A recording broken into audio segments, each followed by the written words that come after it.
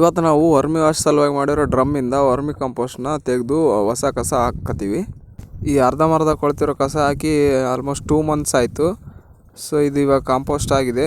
ಈ ವರ್ಮಿ ಕಂಪೋಸ್ಟ್ನ ನಾವು ಇವಾಗ ವೆಜಿಟೇಬಲ್ ಫಾರ್ಮ್ಗೆ ಹಾಕಬೇಕು. 2 ದಿನದಿಂದ ತೇವಾಂಶ ಇರೋದೇ ಎರೆಹುಳುಗಳೆಲ್ಲ ಕೆಳಗಡೆ ಹೋಗಿದ್ದಾವೆ. ಮೇಲ್ಗಡೆ ಇರೋ ವರ್ಮಿ ಕಂಪೋಸ್ಟ್ನ ಈಸಿಯಾಗಿ ತೆಗಿಬೋದು.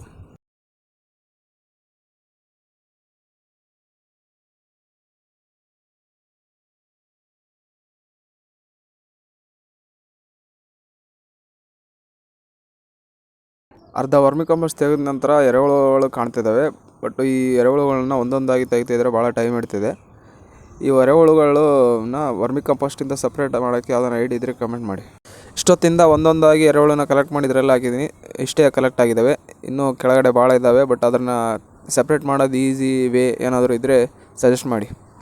ಈ ವರ್ಮಿ ಕಂಪೋಸ್ಟಲ್ಲಿ NPK ಮತ್ತು ಮೈಕ್ರೋನ್ಯೂಟ್ರಿಯೆಂಟ್ಸು ಇರ್ತವೆ. ಸೊ ಇದರಿಂದ ತರಕಾರಿ ಗಿಡಗಳು ಮತ್ತು ಯಾವುದೇ ಗಿಡಗಳಿಗೂ ಬೆಳವಣಿಗೆ ಚೆನ್ನಾಗಾಗುತ್ತೆ. ನಮ್ಮಲ್ಲಿ ಉತ್ಕೃಷ್ಟವಾದ ಎರೆಜಲ ಸಿಗುತ್ತೆ. ಬೇಕಿದ್ರೆ DM ಮಾಡಿ ಡೆಲಿವರಿ ಕೊಡ್ತೀವಿ.